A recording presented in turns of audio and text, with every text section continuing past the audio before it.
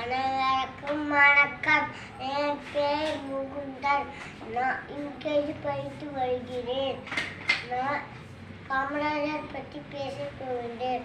காமராஜர் உங்கள் ஜூலை மாதம் 12 பிறந்த நாள்.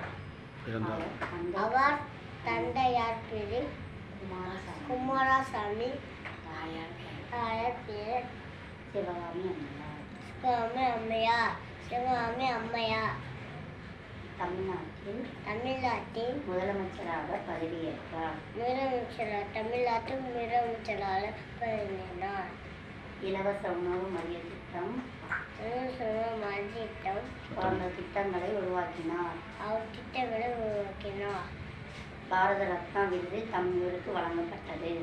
பாரத ரத்னா வழங்கப்பட்டது. நன்றி வணக்கம். நன்றி வணக்கம். நன்றி வணக்கம்.